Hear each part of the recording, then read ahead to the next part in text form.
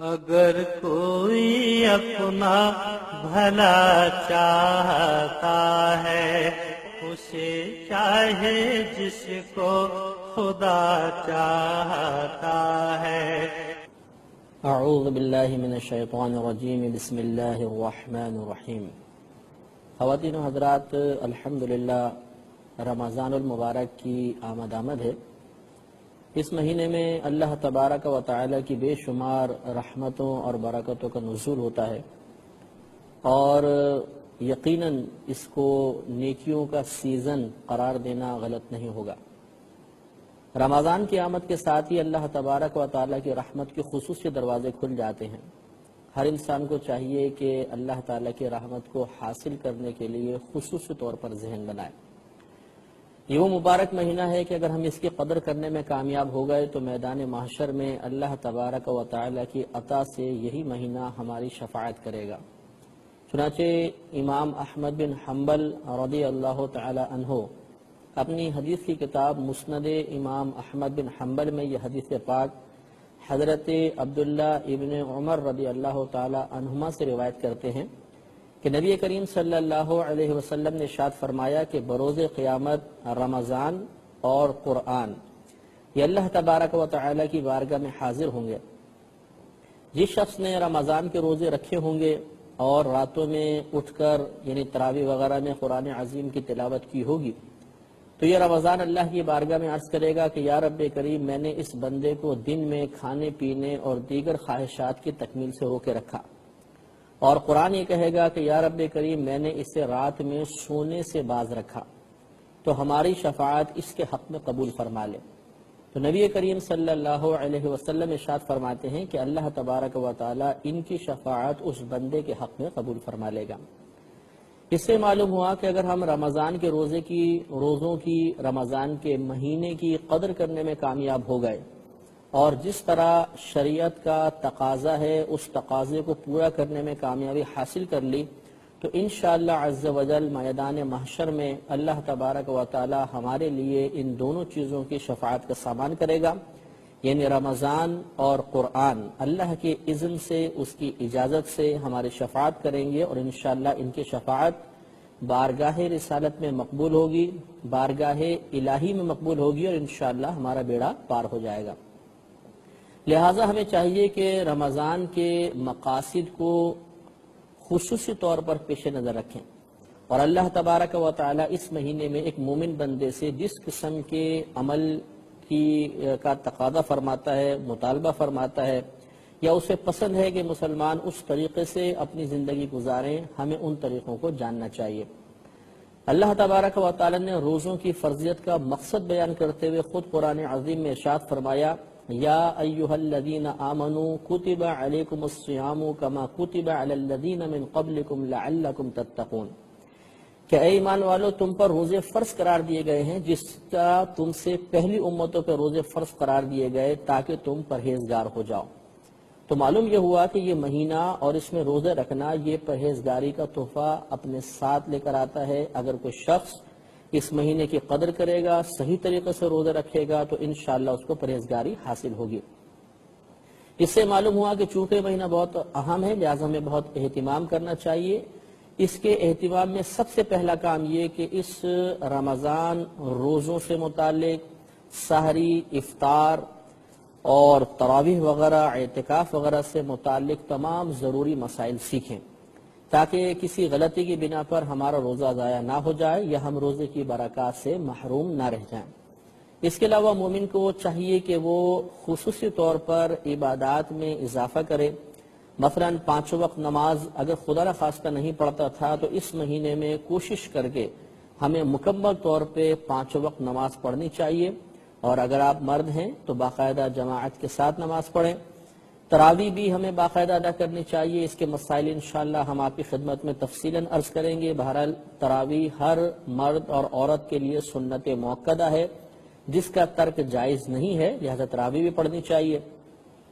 اس کے علاوہ سابقہ زندگی میں اگر خدا نخواستہ کچھ نمازیں قضا ہوئی تھی تو کوشش کر کے رمضان میں ان نمازوں کو ادا کریں، کیونکہ رمضان میں ایک فرض کی ادائیگی 70 فرائض کے برابر ہے۔ لہٰذا اگر قضا نمازیں ہم ادا کریں گے، فرض ادا ہوں گے، تو انشاءاللہ ہر فرض کا ہمیں ثواب 70 گنا حاصل ہوگا۔ اس کے علاوہ کوشش یہ کرنی چاہیے کہ اگر سابقہ زندگی میں یعنی رمضان سے پہلے ہمارا روٹین خدا نخواستہ کچھ غلط قسم کی عادتوں کا تھا، تو کم از کم رمضان میں ہم بریک لگائیں اور اپنے نفس کو ان خواہشات کی تکمیل سے روکیں۔ غرض یہ کہ پرہیزگاری اسی صورت میں حاصل ہوگی جب ہم اپنا ذہن بنائیں گے، خصوصی طور پر اہتمام کریں گے۔ اگر ہم اپنا ذہن نہیں بناتے، اہتمام نہیں کرتے اور اللہ تبارک و تعالیٰ کی رضا کے مطابق اپنی زندگی کو بسر نہیں کریں گے تو رمضان گزر جائے گا، ہمیں مطلوبہ مقصد یا قرآن پاک میں بیان کردہ فائدہ ہرگز حاصل نہیں ہو سکتا۔ لہذا روزے ہمیں پورے رکھنے چاہیے اور سحری اور افطار میں کم کھانا اور حتی الامکان کم سونا اور لوگوں سے کم میل جول رکھنا، یہ انشاءاللہ پرہیزگاری کے راستے میں بے حد معاون ثابت ہوگا۔ اب ہم مسائل کی طرف آتے ہیں۔ روزے کے مسائل جاننا ہر عاقل بالغ مسلمان مرد اور عورت پر فرض ہیں۔ اگر ہم ان مسائل کو نہیں سیکھتے اور کسی خطا میں مبتلا ہوتے ہیں تو ہمارے نام اعمال میں 2 گناہ لکھے جائیں گے، ایک علم حاصل نہ کرنے کا گناہ اور دوسرا گناہ کرنے کا گناہ۔ یعنی اگر کسی چیز کا ہم نے علم حاصل نہیں کیا اور اس جہالت و کم علمی کی بنا پر ہم خطا میں مبتلا ہوئے تو یہ لا علمی ایک مستقل گناہ ہے، اور پھر اس گناہ کا ارتکاب، اس گناہ پر جرات، اس گناہ کا فعل کرنا مزید گناہ ہوگا۔ اس طرح کم علم شخص کے نام اعمال میں 2 گناہ لکھے جاتے ہیں۔ اس سے یہ مسئلہ بھی معلوم ہو گیا کہ بعض افراد جو کہہ دیا کرتے ہیں جی ہمیں تو مسئلہ معلوم ہی نہیں تھا، خطا ہو گئے تو اللہ تعالیٰ معاف فرمائے گا۔ تو بے شک اللہ تعالیٰ معاف فرمانے پر قادر ہے، لیکن وہی رب کریم گرفت بھی تو فرماتا ہے۔ لہذا اس نے ہمیں حکم دیا فَاسْأَلُوا أَهْلَ الذِّكْرِ إِن كُنتُمْ لَا تَعْلَمُونَ، اگر تم نہیں جانتے تو اہل علم سے سوال کرو۔ لہذا ہمیں روزوں سے متعلق تمام مسائل اچھی طریقے سے جاننے کی کوشش کرنی چاہیے۔ روزے کی تعریف ذہن میں رکھیے کہ شرعاً صبح صادق سے لے کر غروب آفتاب تک کھانے پینے، جماع وغیرہ سے رکنے اور تمام ایسے امور جس سے روزہ ٹوٹتا ہو ان چیزوں کو ترک کر دینے کا نام روزہ ہوتا ہے۔ یعنی ہم صبح صادق میں نیت پہلے کر لیں، نیت کے ساتھ پھر صبح سے لے کر شام تک کھانے پینے اور جماع وغیرہ سے رک جانے کا نام شریعت نے روزہ رکھا ہے۔ تو روزہ صبح صادق سے غروب آفتاب تک ہوتا ہے، اور اس دوران ہمیں ہر اس کام سے رکنا ہوگا جس سے روزہ ٹوٹتا ہے یا روزے کی برکات میں کمی آتی ہے۔ یہ بھی ضروری ہے کہ اگر خواتین ہوں تو ان کا حیض و نفاس سے پاک ہونا ضروری ہوتا ہے، کیونکہ حیض اور نفاس کی حالت میں روزہ رکھنا منع ہوتا ہے۔ اور ان بہنوں پر قضا ہوگی کہ نہیں ہوگی اس پہ انشاءاللہ ہم تفصیلی کلام بعد میں کریں گے۔ اب روزے کے درجات کے بارے میں بھی سماعت فرمائیں کہ روزے کے 3 درجے ہوتے ہیں، ایک عوام کا روزہ، ایک خاص لوگوں کا روزہ اور ایک خاص الخاص لوگوں کا روزہ۔ عوام کا روزہ تو یہی ہوتا ہے جس کی ہم نے تعریف آپ کی خدمت میں عرض کی، کھانے پینے اور جماع سے تمام دن بانیت روزہ رکنے کا نام روزہ ہے۔ اور خواص کا روزہ یہ ہوتا ہے کہ وہ کھانے پینے جماع سے رکنے کے ساتھ ساتھ اپنے آپ کو اللہ تبارک و تعالیٰ کی نافرمانی سے بھی روکتے ہیں۔ اور اخص الخواص جو یعنی خاصوں سے بھی خاص ہوتے ہیں، ان کا روزہ یہ ہوتا ہے کہ وہ کھانے پینے جماع سے بچنے کے ساتھ ساتھ صغیرہ کبیرہ گناہوں کے ارتکاب سے اپنے آپ کو محفوظ رکھنے کے ساتھ ساتھ اپنے قلب کو بھی اللہ تبارک و تعالیٰ کی یاد کے علاوہ ہر ایک سے خالی کر لیتے ہیں۔ یہ اخص الخواص کا روزہ ہے۔ تو معلوم یہ ہوا کہ عوام کا روزہ یہ ہے کہ کھانے پینے جماع سے رک جانے کا نام، تو اس سے ہمیں کم از کم اس کا ہمیں احتیاط کرنی چاہیے۔ اب میں آپ کی خدمت میں روزے کی اقسام عرض کرتا ہوں کہ روزے کی 5 قسمیں ہوتی ہیں، ایک فرض، دوسرا واجب، تیسرا نفل، چوتھا مکروہ تنزیہی اور 5واں مکروہ تحریمی۔ ان میں سے ہم سب سے پہلے فرض روزے لیتے ہیں۔ فرض روزوں کی 2 قسمیں ہوتی ہیں، معین ہوتے ہیں یا غیر معین ہوتے ہیں، یعنی ان کا وقت مخصوص ہوتا ہے یا وقت مخصوص نہیں ہوتا۔ تو فرض معین روزے جیسے رمضان کے روزے ہیں، یہ ہم پہ فرض ہوتے ہیں اور ان کا مہینہ مخصوص ہوتا ہے۔ اور دوسرا فرض روزے ہوں لیکن غیر معین ہوں، جیسے کفارے کے روزے، کہ اگر ہم پر کوئی کفارہ وغیرہ لازم ہو گیا تو اس کے روزے رکھنے بھی ضروری ہوتے ہیں، یا قضائے رمضان کے روزے کہ یہ بھی ہم پر رکھنا فرض ہیں لیکن ان کا کوئی وقت معین نہیں ہوتا، پوری زندگی میں جب کبھی موقع ملے ہم رکھ سکتے ہیں۔ دوسرا واجب روزے، ان کی بھی دو قسمیں ہوتی ہیں، معین اور غیر معین۔ واجب معین جیسے نظر ماننا اور ایک مخصوص وقت میں کے لیے نظر مان لینا، جیسے مثلا کوئی شخص یوں کہے کہ اگر میرا فلاں کام ہو گیا تو میں اللہ تعالیٰ کی رضا کی خاطر اس مہینے میں 3 روزے رکھوں گا، یا جمعہ ہفتہ اتوار 3 روزے رکھوں گا۔ اس طرح معین کر دینے میں یہ روزے ہم پر واجب بھی ہو جائیں گے اور ان مخصوص ایام میں ان کو ادا کرنا ہوگا، تو یہ واجب معین کہلاتے ہیں۔ دوسرا واجب غیر معین، یعنی جیسے نظر مانی لیکن اس میں کوئی وقت مخصوص نہیں کیا، جیسے یوں کہا کہ اگر میرا یہ فلاں کام ہو گیا تو میں اللہ کی رضا کی خاطر 1 روزہ رکھوں گا، اب کب رکھوں گا یہ اس نے نہیں کہا، تو جب اس کا کام ہو جائے گا تو پھر یہ چونکہ غیر معین ہے تو پوری زندگی میں 1 روزہ رکھنا واجب ہے لیکن وقت اس میں معین نہیں ہوتا۔ اس کے بعد نفل روزے، یا اس کو سنت روزہ بھی آپ کہہ سکتے ہیں، نفل اور سنت روزے، یہ جیسے عام ہم روزے رکھتے ہیں، بہت سے لوگ جمعہ ہفتے کا روزہ رکھتے ہیں، یا جیسے 10 محرم الحرام کا اور اس کے ساتھ 9 کا بھی روزہ ملا لینا۔ اس کے علاوہ ہر مہینے کی 13، 14، 15 کا روزہ رکھنا، بعض پیر اور جمعرات کا روزہ رکھتے ہیں، تو یہ تمام روزے سنت ہوتے ہیں۔ اور ایک صوم داؤدی کہلاتے ہیں، یعنی ایک دن روزہ رکھنا، دوسرے دن افطار کرنا، تو یہ بھی سنت کے مطابق روزے ہوتے ہیں۔ اس کے بعد مکروہ تنزیہی، یعنی وہ روزہ رکھنا گناہ تو نہیں ہے لیکن شریعت نے اس کو ناپسند کیا ہے، جیسے جمعے کی تعظیم کی نیت سے فقط جمعے کے دن روزہ رکھنا، یہ مکروہ تنزیہی ہوتا ہے۔ تو اس قسم کا روزہ رکھنا کہ دن کی تعظیم کی نیت ہو، یہ چونکہ غیر قوموں سے مشابہت ہوتی ہے، اس وجہ سے یہ مکروہ تنزیہی ہے۔ اور بعض روزے مکروہ تحریمی ہوتے ہیں، یعنی ان روزوں کا رکھنا گناہ ہے۔ یہ 5 روزے ہوتے ہیں، اچھی طرح یاد رکھ لیجئے، سال میں 5 روزے رکھنا مکروہ تحریمی ہے، یعنی حرام کے نزدیک ہے۔ ایک رمضان کے بعد جو عید آتی ہے، میٹھی عید جس کو ہم کہتے ہیں، یعنی عید الفطر، اس دن میں روزہ رکھنا، اور 4 روزے بقرہ عید کے، یعنی 10 ذوالحجہ کو عید ہوتی ہے تو 10، 11، 12، 13، جن کو ایام تشریق بھی کہتے ہیں، ان 4 دنوں میں، اور ایک عید الفطر 5، ان 5 دنوں میں روزہ رکھنا مکروہ تحریمی ہوتا ہے۔ تو یہ روزوں کی تفصیل ذرا ذہن میں رکھیے۔ اب ہم آتے ہیں نیت کے اوپر کہ یہ جو ہم نے روزے ذکر کیے، فرض، واجب، سنت و نفل، مکروہ تنزیہی، مکروہ تحریمی، تو مکروہ تنزیہی اور تحریمی تو ہم رکھیں گے نہیں، ان کو تو ہٹا دیجئے،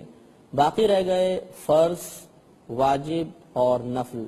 ان روزوں کی نیت کا وقت کیا کیا ہوتا ہے؟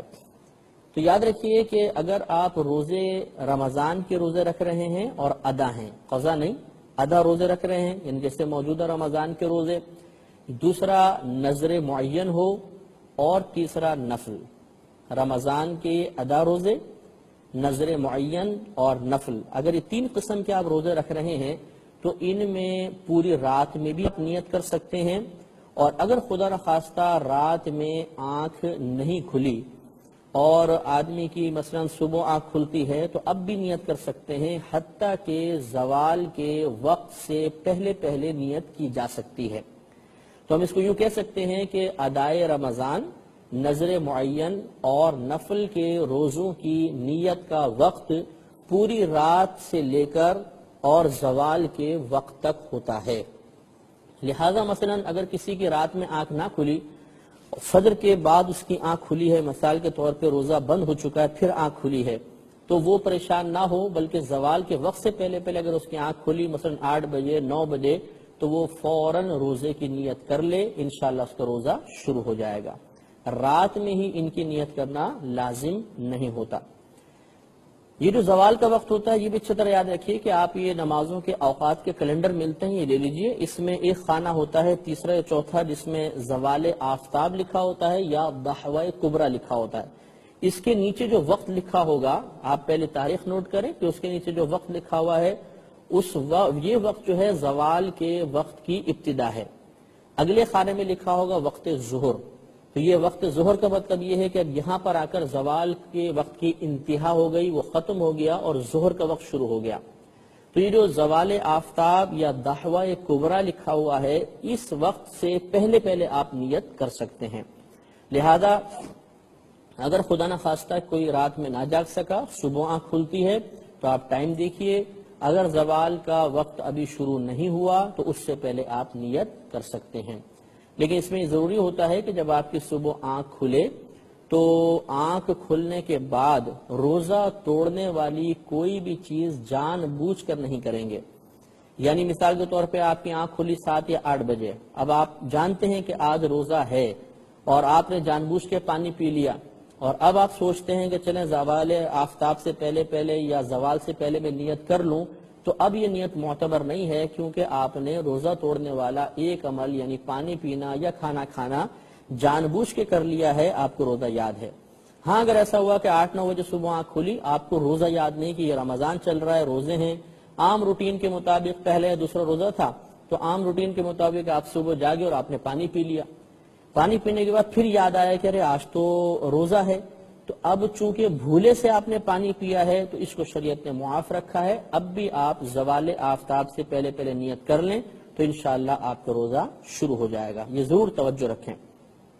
تو 3 قسم کے روزے، ادائے رمضان، نذر معین اور نفل روزوں کا وقت رات میں بھی ہوتا ہے اور دن میں بھی ہم کر سکتے ہیں زوال آفتاب سے پہلے پہلے۔ دوسرا مسئلہ یہ ہے کہ ان کے علاوہ جتنے بھی روزے ہیں،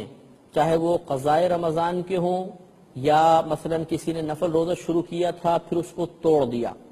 تو یہ نفل کی قضا کہلاتے ہیں کہ اگر نفل روزہ رکھ کر آپ نے توڑ دیا ہے تو ان کو بعد میں رکھنا ہوتا ہے۔ اس کے علاوہ نظر غیر معین ہوں، ان تمام قسم کے روزوں کی نیت کا وقت فقط رات ہوتی ہے، ان کی دن میں نہیں ہو سکتی ہے، آپ رات میں ہی نیت کریں گے۔ ایک بات یہ یاد رکھیں کہ یہ جو ہم نے پہلے 3 روزوں کا ذکر کیا، یعنی ادائے رمضان ہو، نفل روزہ ہو اور اسی طرح نذر معین ہو، جب آپ انہیں رکھنا چاہیں گے تو خاص انہی روزوں کی نیت کرنا ضروری نہیں ہے۔ مثال کے طور پہ رمضان کا آپ روزہ رکھ رہے ہیں تو ضروری نہیں کہ آپ یہ نیت کریں کہ میں اس رمضان کا روزہ رکھ رہا ہوں، بلکہ آپ اگر یہ نیت کریں میں روزہ رکھ رہا ہوں، بس وہ رمضان کا ہو جائے گا۔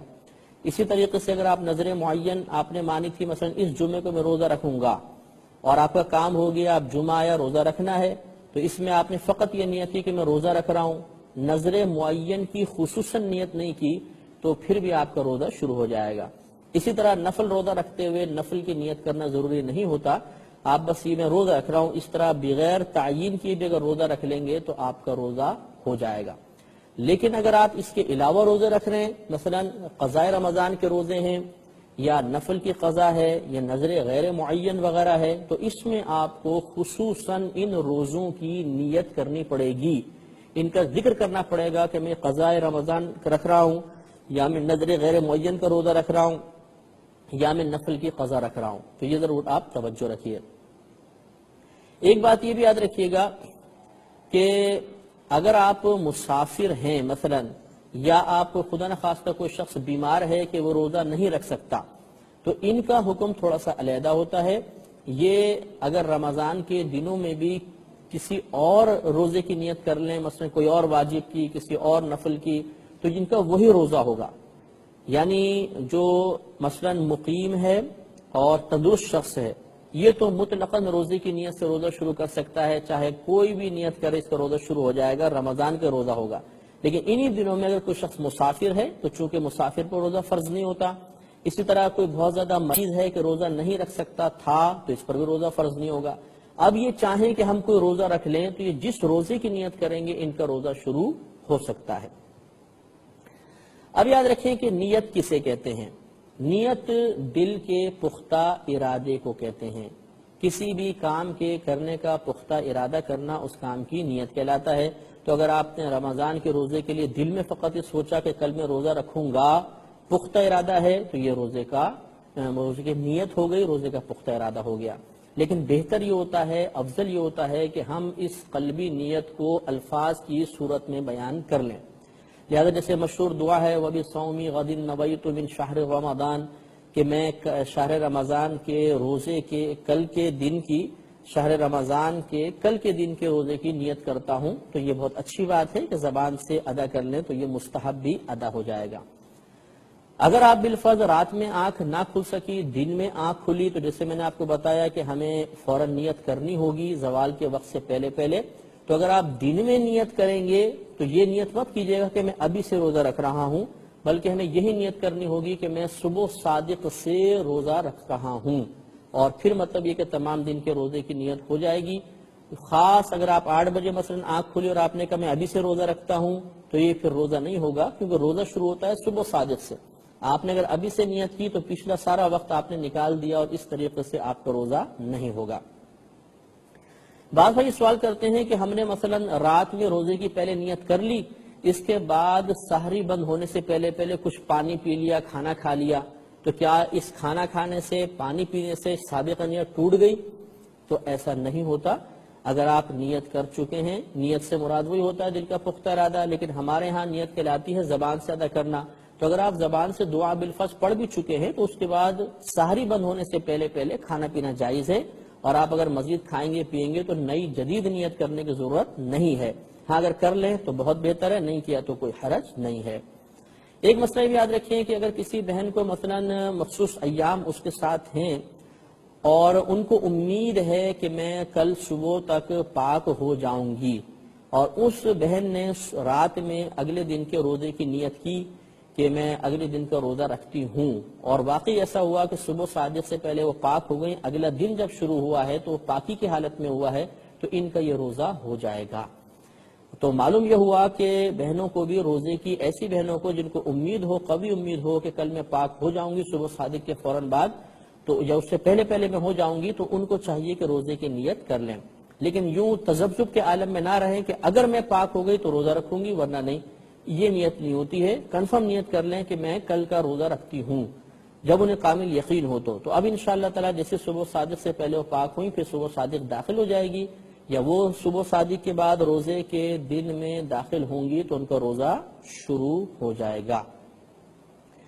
ایک مسئلہ بھی یاد رکھیں کہ آپ نے رات میں نیت کر لی کہ میں کل روزہ رکھوں گا، لیکن پھر رات میں ہی سحری ختم ہونے سے پہلے پختہ ارادہ کر لیا کہ نہیں میں روزہ نہیں رکھوں گا۔ کوئی مثلا مثال کے طور پہ رات کو آپ کی آنکھ کھلی 3-4 بجے آپ نے سحری کر لی، اس کے بعد گھر والوں نے بتایا کہ بھئی مسئلہ ہے کہ کل کوئی مطلب ایمرجنسی ہے، یا کوئی اور مطلب یہ کہ آپ کو ڈاکٹر وغیرہ کے پاس جانا ہے، اور واقعی ہی اس میں روزہ رکھنا نقصان کا باعث ہے،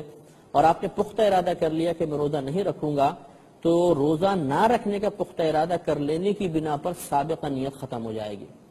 اب اگر آپ کا پھر ارادہ بدلتا ہے کہ میں روزہ رکھوں گا تو پھر آپ کو جدید نیت کرنی ہوگی، وہ سابقہ نیت کام نہیں آئے گی۔ یہ بھی یاد رکھیں کہ سحری کھانا یہ بھی نیت ہی شمار کیا جاتا ہے۔ فقہاء اعظام نے فرمایا کہ اگر کوئی شخص سحری کھا رہا ہے، کھاتے کھاتے روزہ بند ہو گیا، تو اب جیسے عوام میں مشہور ہے کہ دعا پڑھیں گے تو یہ نیت کہلاتی ہے، حالانکہ نیت دل کے ارادے کو کہتے ہیں۔ جب انسان سحری کھا رہا ہے تو اس کا سحری کھانا اس بات کی علامت ہے کہ کل وہ روزہ رکھے گا، دل میں اس کا ارادہ موجود ہے، لہذا اس کا روزہ شروع ہو جائے گا، تو سحری کھانا ہی روزے کی نیت ہوتی ہے۔ ہاں اگر کسی نے پکا ارادہ کیا کہ کل میں روزہ نہیں رکھوں گا، اور وہ سحری نہیں کر رہا بلکہ ناشتے کے طور پر سحری میں اٹھ کے کھانا کھا رہا ہے، تو اب یہ کھانا کھانا اس کا سحری شمار نہیں ہوگا، نیت شمار نہیں ہوگا، اب اسے اگر رکھنا ہے تو علیحدہ نیت کرنی ہی ہوگی۔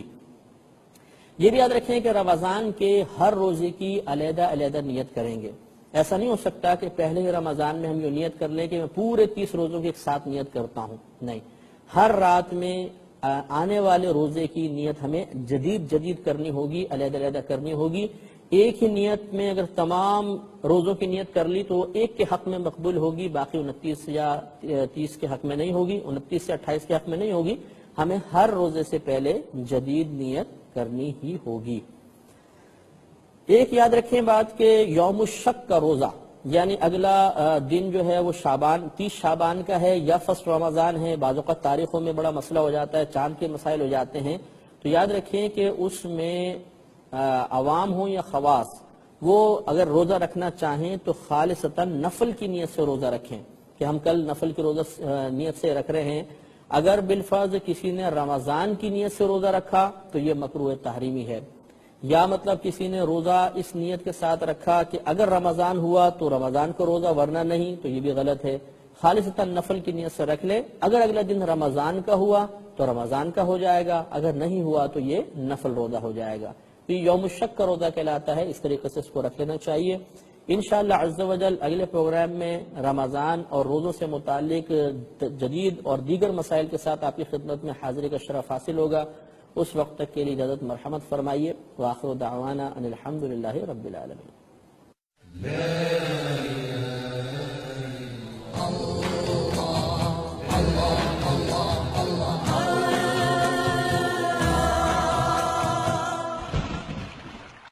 اگر کوئی اپنا بھلا چاہتا ہے، اسے چاہے جس کو خدا چاہتا ہے۔ اعوذ باللہ من الشیطان الرجیم، بسم اللہ الرحمن الرحیم۔ خواتین و حضرات، السلام علیکم ورحمۃ اللہ وبرکاتہ۔ مغفرت پروگرام شرعی احکامات کے ساتھ اور روزوں کے مسائل کے ساتھ ایک مرتبہ پھر آپ کی خدمت میں حاضری کا شرف حاصل ہے۔ پچھلے پروگرام میں ہم نے روزے کی نیت اور اس کی فضیلت و اہمیت کے بارے میں چند باتیں عرض کی تھیں۔ آج انشاءاللہ تعالی سحری کے فضائل، سحری کی اہمیت، پھر افطار کے بارے میں چند مسائل، اور پھر انشاءاللہ تعالی روزہ کن چیزوں سے ٹوٹتا ہے اور کن چیزوں سے روزے پہ کوئی فرق نہیں پڑتا لیکن عوامی سمجھتی ہے کہ ان سے روزہ ٹوٹ گیا۔ اس کے علاوہ بعض چیزیں ایسی ہوتی ہیں جو مکروہات روزہ کہلاتی ہیں،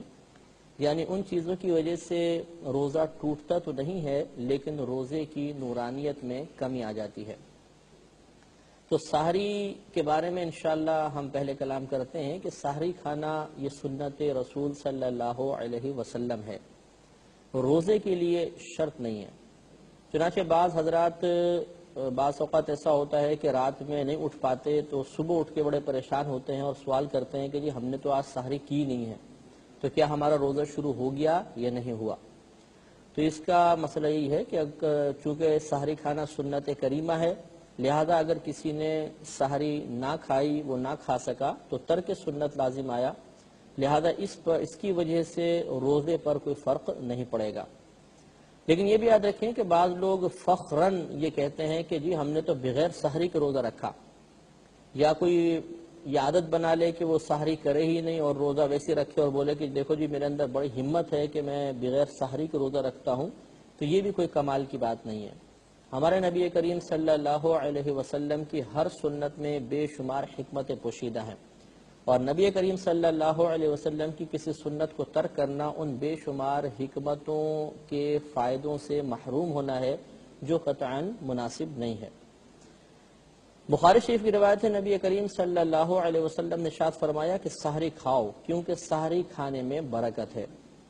لہٰذا بظاہر ہم کھانا کھا رہے ہوتے ہیں اور اس سے ہمارے کھانے میں کمی نظر آتی ہے، لیکن اللہ تبارک و تعالیٰ کی عطا سے اس کھانے کی برکت سے مزید رزق حاصل ہوتا ہے۔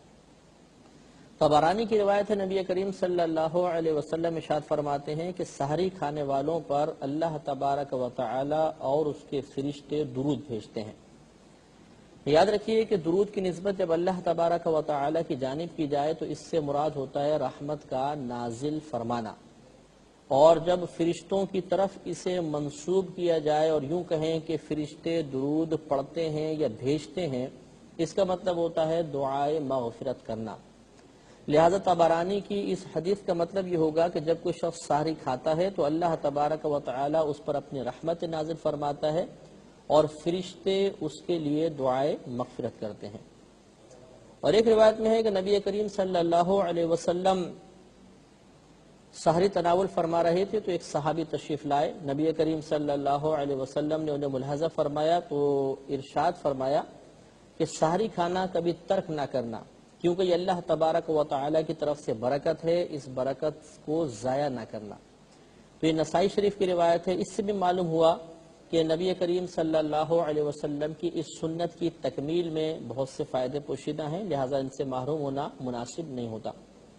اور طبرانی کبیر کی روایت میں ہے کہ نبی کریم صلی اللہ علیہ وسلم نے ارشاد فرمایا کہ 3 اشخاص کے کھانے پر اللہ تبارک و تعالی کوئی حساب نہیں لے گا۔ ایک روزہ دار یعنی جب وہ افطار وقت کھائے، دوسرا سحری کھانے والا، اور تیسرا سرحد پر گھوڑا باندھنے والا، یعنی جو اپنے ملک کی حفاظت کی خاطر سرحد پر متعین ہو۔ یہ بہت ہی افضل عبادت ہوتی ہے، اور اللہ تبارک و تعالی اس شخص کے کھانے پینے کا کوئی حساب و کتاب نہیں لے گا۔ لہذا معلوم ہوا کہ سحری اور افطار میں اگر کوتاہی کی تو ہم ان برکات سے محروم رہ جائیں گے، اور ان کے علاوہ کھائیں گے تو لازم اس کھانے کا حساب ہوگا، لیکن سحری اور افطار میں کھانے کا حساب نہیں ہے۔ لیکن اس کا ہرگز مطلب یہ نہیں ہے کہ اب چونکہ حساب و کتاب نہیں ہوگا تو خوب زبردست قسم کا کھائیں اور پئیں، چاہے مطلب یہ کہ بدہضمی ہو جائے، اور جو روزے کی حقیقتاً نورانیت ہے، جو کمزوری، ضعف اور بھوک کے کثرت کے ساتھ لگنے کی وجہ سے پیدا ہوتی ہے، اس سے ہم محروم ہو جائیں،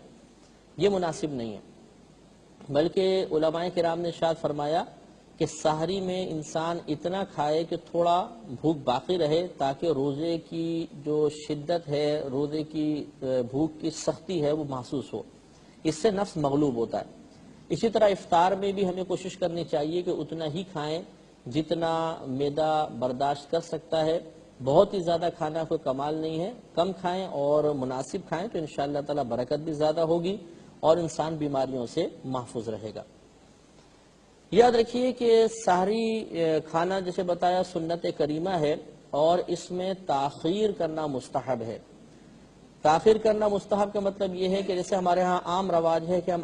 رات کے آخری حصے میں اٹھ کر پھر کھانا کھاتے ہیں، تو یہ تاخیر کرنا مستحب ہے۔ ورنہ اگر کوئی رات میں بھی سحری کرے، مثلا 12 بجے 1 بجے کھانا کھا لے روزے کی نیت سے، اور پھر اس کے بعد سو جائے، چاہے صبح جاگے یا نہ جاگے، تو یہ بھی کھانا سحری ہی کہلائے گا۔ لیکن دیر کرنا مستحب ہے، جیسے آج کل مسلمانوں میں رائج ہے کہ ہم فجر سے پہلے اٹھتے ہیں اور پھر کھا پی کر آرام سے روزہ بند کرتے ہیں، تو یہ تاخیر کرنا مستحب ہوتا ہے۔ لیکن اتنی دیر کرنا کہ صبح ہونے کا گمان ہو، شک پیدا ہو جائے، یہ ممنوع ہوتا ہے۔ لہذا ہمیں چاہیے کہ روزہ بند کرنے اور کھولنے کے جو چارٹ وغیرہ ہوتے ہیں یہ اپنے گھر میں نمایاں مقام پہ لگا کر رکھیں۔ ویسے بھی آج کل میڈیا پر کثرت کے ساتھ تقریباً بار بار اس کا اعلان ہوتا رہتا ہے کہ سحری بند ہونے کا وقت کیا ہے، روزہ افطار کرنے کا وقت کیا ہے، تو اس کو بھی اچھی طرح نوٹ کر کے رکھیں، اور روزہ بند ہونے سے 5-7 منٹ پہلے ہی بالکل مکمل طور پہ فارغ ہو کر پیسٹ وغیرہ کر کے ہم فارغ ہو جائیں، بالکل یہ مناسب ہوتا ہے۔ اور اگر ہم آخر تک کھاتے رہیں گے تو یہ تاخیر اب مستحب نہیں رہے گی، کیونکہ اس میں اب یہ شک پیدا ہو جائے گا کہ شاید فجر طلوع ہو گئی ہے، اس لیے اس کا ذرا دھیان رکھنا چاہیے۔ ایک بہت ہی اہم مسئلے کی طرف میں آپ کی توجہ کرانا چاہوں گا، اور تقریباً ہر سال اس مسئلے کو بڑی تفصیل کے ساتھ ہم بیان کرنے کی کوشش کرتے ہیں، آپ بھی اس کو غور سے سماعت فرمائیں۔ ہمارے عوام میں سے اکثریت کا یہ ذہن ہے کہ شاید اذان کے دوران کھانا پینا جائز ہے، یعنی جب فجر کی اذان ہو رہی ہو تو اس وقت بھی ہم کھا سکتے ہیں، جب تک اذان ختم نہ ہو جائے، سحری کا وقت ختم نہیں ہوتا۔ تو وہ ہوتا یہ ہے کہ اذان ہو رہی ہوتی ہے اور گھر میں شور مچا ہوتا ہے کہ جلدی سے چائے پی لو، سگریٹ پی لو، پانی پی لو، اذان ہو رہی ہے اور پھر اس کے بعد ہم روزہ بند کر دیں گے۔ بلکہ بعض اوقات تو یہاں تک سنا گیا ہے کہ کہتے ہیں کہ ابھی اس مسجد کی اذان ہوئی ہے، اس مسجد کی باقی ہے، جلدی جلدی کھا پی لو، اور پھر روزے کے دوران کھاتے پیتے رہتے ہیں، اور ان بیچاروں کو یہ معلوم نہیں ہوتا کہ اس طرح کھانے پینے سے، یعنی اذان کے دوران کھانے پینے سے روزہ ٹوٹ جاتا ہے۔ اب شاید آپ بھی حیران ہوں گے کہ اس سے روزہ کیسے ٹوٹ جاتا ہے، ہم تو ایسے ہی کرتے چلے آئے ہیں، تو میں آپ کو سمجھاتا ہوں۔ دیکھیں مسئلہ یہ ہوتا ہے کہ سحری کا وقت، آخری وقت جو ہے وہ فجر شروع ہونے سے پہلے پہلے تک ہوتا ہے۔ جیسے ہی فجر کا وقت شروع ہوگا، سحری کا وقت ختم ہو جائے گا۔ اب یہ ایک مسئلہ یاد رکھیں۔ دوسری بات یہ کہ کوئی بھی اذان ہو، جب وقت شروع ہو جائے گا اس کے بعد ہی دی جا سکتی ہے، اس سے پہلے نہیں۔ مثلا اگر آپ فجر کی اذان دینا چاہتے ہیں تو فجر کا وقت شروع ہونے کا انتظار کریں گے، اگر فجر کے وقت سے پہلے اذان دی تو یہ اذان نہیں ہوگی۔ لہذا معلوم ہوا کہ جب اذان دی جا رہی ہوتی ہے اس وقت فجر کا وقت شروع ہو چکا ہوتا ہے، اور جب فجر کا وقت شروع ہوتا ہے تو سحری کا وقت ختم ہو چکا ہوتا ہے۔ لہذا اگر کسی نے اذان کے دوران کھایا تو گویا اس نے سحری بند ہونے کے بعد کھایا، فجر کے وقت میں کھایا، اور جس نے سحری بند ہونے کے بعد کھایا اس کا روزہ ٹوٹ گیا۔ تو یہ ایک عام سی بات ہے، آسان سی بات ہے، کوئی مشکل مسئلہ نہیں ہے کہ جب اذان ہو رہی ہوتی ہے تو اذان سحری بند ہونے کے بعد ہی ہوتی ہے، اور سحری بند ہونے کے بعد کھانا پینا حرام ہوتا ہے کیونکہ روزہ شروع ہو جاتا ہے۔ اب اگر ہم اذان کے دوران کھائیں گے تو گویا ہم نے روزے کے دوران کھایا، اور روزے کے دوران جو کھائے گا پیے گا اس کا روزہ نہیں ہوگا۔ اب یہاں پر بعض بھائی بھول پن سے یہ کہہ دیتے ہیں جی ہمیں تو مسئلہ پہلے معلوم ہی نہیں تھا، اللہ تعالیٰ معاف کرے گا۔ تو اچھی طرح یاد رکھیں کہ اللہ تبارک و تعالی نے قرآن عظیم میں ارشاد فرمایا کہ فَاسْأَلُوا أَهْلَ الذِّكْرِ إِن كُنتُمْ لَا تَعْلَمُونَ، کہ اگر تم نہیں جانتے تو اہل علم سے سوال کرو۔ لہذا اور نبی کریم صلی اللہ علیہ وسلم کے فرمان بھی مسلم شریف کی روایت ہے کہ طلب العلم فریضۃ علی کل مسلم،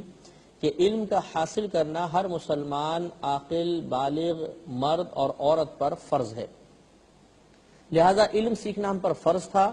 پاکستان یا ہندوستان بھی بلکہ دارالاسلام ہے، اور دارالاسلام میں کم علمی لا علمی عذر نہیں ہوتی، یعنی اللہ تعالیٰ کی بارگاہ میں جا کے ہم یہ نہیں کہہ سکتے ہیں کہ یا رب کریم چونکہ ہمیں مسئلہ معلوم نہیں تھا اس لیے ہمارا روزہ ٹوٹ گیا تو معاف فرما دے۔ اللہ تبارک و تعالیٰ کی طرف سے ہو سکتا ہے کہ پھر یہ کہا جائے جواب میں کہ جب ہم نے کہا تھا قرآن عظیم میں موجود تھا کہ تم اہل علم سے سوال کرو تو تم نے علم کیوں نہیں سیکھا۔ لہٰذا ناراض ہونے کے بجائے، شرعی مسئلے کو رد کرنے کے بجائے، غصے میں مبتلا ہونے کے بجائے، اور شریعت پر طنز یا افتراء یا مطلب اس کے خلاف بولنے کے بجائے ہمیں چاہیے کہ سنجیدگی کے ساتھ ٹھنڈے دل کے ساتھ صحیح مسئلے کو قبول کریں۔ آج سے پہلے جتنے روزے اس طرح ہم نے بند کیے تھے کہ اذان کے دوران کھاتے پیتے رہے تھے وہ روزے نہیں ہوئے، ان کی قضا کرنے کی کوشش کریں۔ لیکن جیسے کہ ہم آگے پوری تفصیل کے ساتھ بتائیں گے کہ اگر کسی نے اذان کے دوران کھاتے پیتے روزہ توڑ دیا تو اس پر صرف قضا ہوتی ہے، کفارہ نہیں ہوتا۔ لہذا آپ یاد کریں جتنی سابقہ زندگی میں ایسے روزے ہیں ان کا ایک حساب کر لیجئے، اور پھر آئندہ زندگی میں اس رمضان کے گزرنے کے بعد پھر آپ آہستہ آہستہ ہفتے میں 1 یا 2 یا مہینے میں 4-5 روزے اس طرح کر کے ان تمام روزوں کی قضا ادا فرمائیں۔ تو خلاصہ کلام یہ ہے کہ روزہ بند ہونے کا دار و مدار اذان پر نہیں ہوتا، روزہ بند ہونے کا دار و مدار اس وقت پر ہے جس وقت جو وقت ہمیں بتا رہا ہے کہ اب سحری ختم ہو گئی ہے۔ لہذا اپنے گھر میں کسی مستند ادارے کا، دارالعلوم کا آپ نقشہ رکھیں جس میں ٹائمنگز وغیرہ لکھی ہوں، اور جیسے ہی فجر کا وقت شروع ہو، یعنی جیسے مثال کے طور پر 5:25 بالفرض یہ وقت اگر ہے تو آپ اس سے پہلے 5-7 منٹ پہلے کلی وغیرہ کر کے فارغ ہو جائیں، اور اگر بالفرض آپ کی دیر سے آنکھ کھلی ہے، سحری کا وقت بہت مختصر سا باقی ہے، تب بھی آپ کو یہ احتیاط ضرور کرنی ہوگی کہ اس سحری کے ختم ہونے کے وقت سے پہلے کلی وغیرہ کر کے فارغ ہو جائیں۔ اب ہم افطار کے بارے میں چند کلام کریں گے۔ افطار کے بارے میں ایک بات تو یاد رکھیے کہ افطار کرنا بھی سنت کریمہ ہے، اور افطار کا تعلق بھی اذان کے ساتھ نہیں ہے۔ ہم بسا اوقات کھجور ہاتھ میں لے کے بیٹھے رہتے ہیں اور مؤذن کا انتظار کرتے ہیں، جب وہ اذان دیتا ہے اس کے بعد افطار کرتے ہیں، اور اس سے پہلے اگر کوئی افطار کرنے لگے تو ہم اس کو روکتے ہیں۔ تو یاد رکھیں کہ افطار کا تعلق بھی وقت کے ساتھ ہے۔ وہی چارٹ آپ گھر میں رکھیں، یا جیسے ٹی وی وغیرہ پہ بتایا جاتا ہے اس وقت کو آپ محفوظ رکھ رہے ہیں، ریڈیو وغیرہ آپ کے پاس ہے، ریڈیو میں بتایا جا رہا ہے تو جو وقت وہ بتائیں اس وقت کے مطابق اگر وہ وقت ہو گیا ہے تو اب آپ کے لیے افطار کرنا جائز ہے، اذان کا انتظار کرنا ضروری نہیں ہوتا۔ نہ نبی کریم صلی اللہ علیہ وسلم کی جانب سے اذان کے انتظار کا حکم ہے، بلکہ وقت ہو جانے کا ارشاد ہے کہ جب وقت ہو جائے تو تم افطار کر لو، لہٰذا پھر ہمیں افطار کر لینا چاہیے۔ یہ بھی یاد رکھیں کہ افطار میں جلدی کرنا افضل ہے، یعنی جیسے ہی مغرب کا وقت ہو تو فوراً ہمیں افطار کر لینا چاہیے، دیر نہیں کرنی چاہیے۔ اگر دیر کریں گے تو ترک مستحب لازم آئے گا اور اس سے ثواب میں کمی ہوگی۔ نبی کریم صلی اللہ علیہ وسلم کی روایت ہے، بخاری شریف کی یہ حدیث ہے، سرکار نے ارشاد فرمایا لوگ اس وقت تک بھلائی پر رہیں گے جب تک وہ افطار میں جلدی کرتے رہیں گے۔ اور ترمذی شریف کی یہ روایت ہے کہ اللہ تبارک و تعالی نے ارشاد فرمایا کہ میرے بندوں میں سے جو بندہ افطار میں جلدی کرتا ہے وہ مجھے محبوب ہے۔ اس سے معلوم ہوا کہ افطار میں تاخیر نہیں کرنی چاہیے، بلکہ جیسے ہی وقت شروع ہو فوراً سے پیشتر ہمیں افطار کر لینا چاہیے۔ اب افطار کس چیز سے کرنا چاہیے اس کے بارے میں مختلف روایات ہیں، اور ہمارے نبی کریم صلی اللہ علیہ وسلم سے مختلف چیزیں منقول ہیں۔ چنانچہ ابو داؤد کی روایت ہے کہ نبی کریم صلی اللہ علیہ وسلم نے ارشاد فرمایا کہ تم کھجور سے افطار کرو، اگر کھجور نہ ملے تو چھوارے سے افطار کر لو، اور یہ بھی نہ ملے تو پانی سے افطار کر لو۔ اور یہ تمام چیزیں ہمارے نبی کریم صلی اللہ علیہ وسلم سے منقول ہیں، کبھی آپ نے کھجور سے، کبھی چھواروں سے، کبھی نمک سے، اور کبھی پانی سے آپ نے افطار فرمایا تھا۔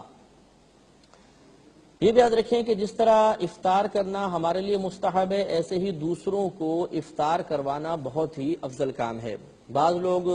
پورے رمضان مساجد میں افطار کا سامان بھیجتے ہیں یا غریبوں کے اندر تقسیم کرتے ہیں، یہ بہت ہی اچھا عمل ہے اور اس پر بہت زیادہ ثواب مرتب ہوگا۔ نسائی شریف کی روایت ہے، نبی کریم صلی اللہ علیہ وسلم نے ارشاد فرمایا کہ جو کسی روزہ دار کو افطار کروائے تو اللہ تبارک و تعالی اس روزہ دار کو اتنا ہی ثواب عطا فرمائے گا جتنا اس روزہ رکھنے والے کو۔ گویا کہ اگر ہم نے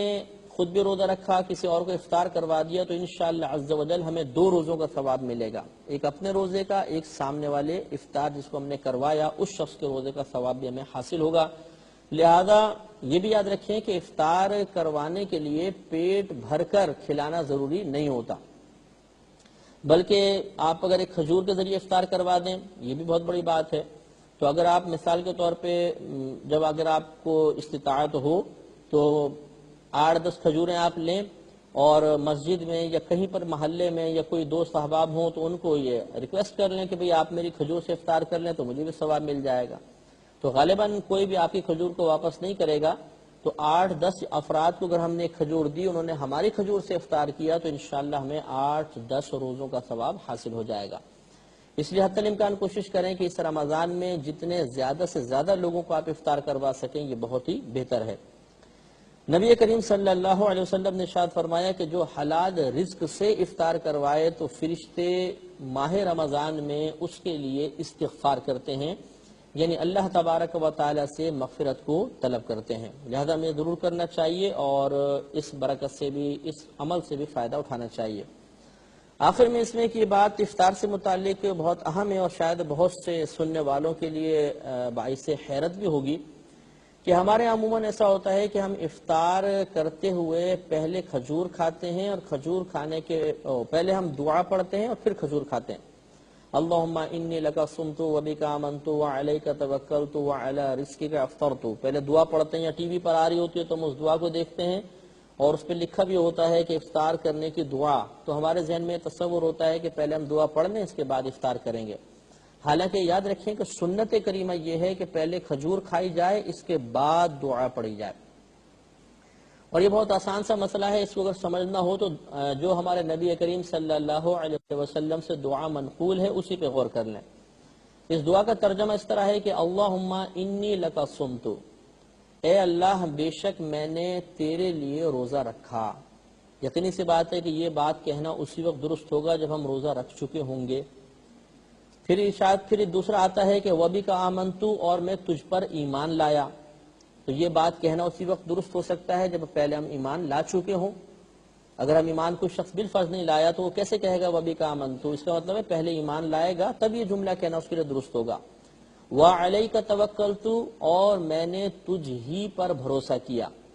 یہاں پر بھی پہلے بھروسہ ہوگا تبھی تو یہ جملہ کہنا درست ہے۔ تو اب آخری جملے پہ غور کر لیں کہ وعلی رزقک افطرت،